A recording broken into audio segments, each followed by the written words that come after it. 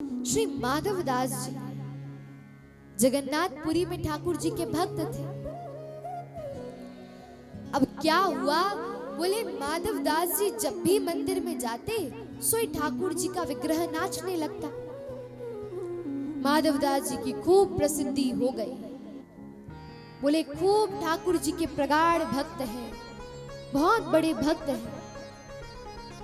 तो जहां भी भिक्षा लेने के लिए माधवदास जी जाते थे, अब तो लोग 56 भोग लगाते, बढ़िया से चरणों में पुष्प बिखेरते।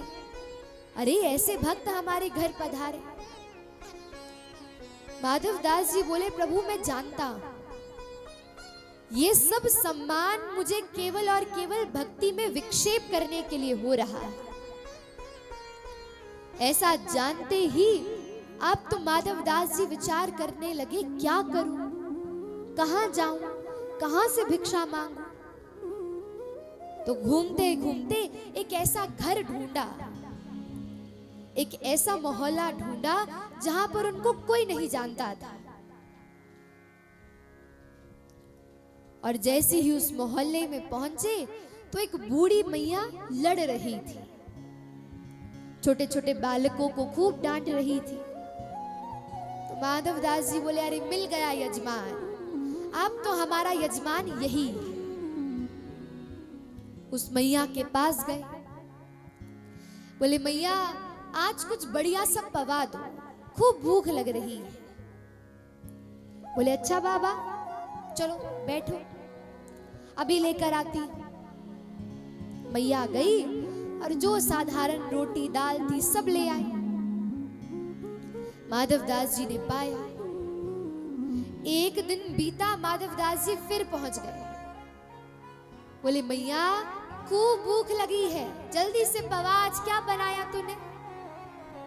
मैया बोली अरे ये बाबा ने तो रोज का काम पकड़ लिया, अभी तो गया था। अरे एक दिन पवा दिया ना, इसीलिए बार बार आ रहा है। अब देखो कैसे भगाती हूं इसे। तो मैया ने क्या किया, बोले सब्जी में नमक ज्यादा डाल दिया, नींबू ज्यादा डाल दिया, जली जली रोटी बना दी और माधवदास जी के आगे परोस दिया। माधवदास जी ने जैसे पाया जान तो सब गए, अरे भगाना चाहती है मुझे। बोले मैया आज तो इतना बढ़िया भोजन बना था, ऐसा कभी ना पाए, आनंद आ गया।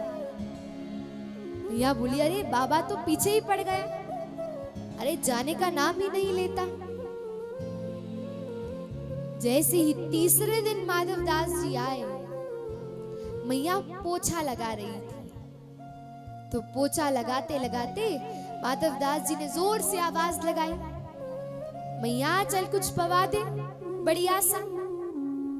मैया बोली रोज रोज का काम पकड़ लिया, इतनी क्रोधित तो हो गई, हाथ में पोछा था, सोई पोछा देकर मारा, लो ये भिक्षा ले लो, आज के बाद मेरे घर कभी मत आना। माधवदास जी ने पोछा लिया और सीधे पहुंच गए समुद्र के किनारे। अब माधवदास जी का ये स्वभाव था कि भिक्षा में कुछ भी मिल जाए तो वो सर्वप्रथम ठाकुर जी को निवेदित करते थे, कैसी भी वस्तु मिले। अब जो कि पोछा मिला, क्या करे, तो बढ़िया से समुद्र में जाकर पोछे को धोया, उसे वही शिला पर सुखाया, सुखाकर एक एक रो को अलग किया, एक एक धागे को अलग करके एक बत्ती बनाया और एक बत्ती बनाकर दीप प्रज्वलित किया और बढ़िया से ठाकुर जी के सम्मुख निवेदित कर दिया। जैसे ही निवेदित किया, भगवान को माधवदास जी की वो नवीन भक्ति इतनी प्रिय लगी कि ठाकुर जी साक्षात प्रकट हो गए।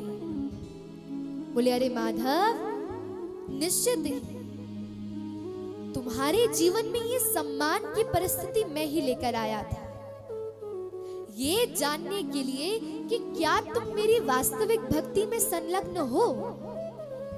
लेकिन आज तुम्हारी इस नवीनता को देखकर, इस भगवत भक्ति के प्रति स्नेह को देखकर आज मैं सब जान गया कि तुम निश्चित रूप से मेरे भक्ति के पूर्णतया योग्य हो। इसलिए जितना हो सके सम्मान से बचना चाहिए।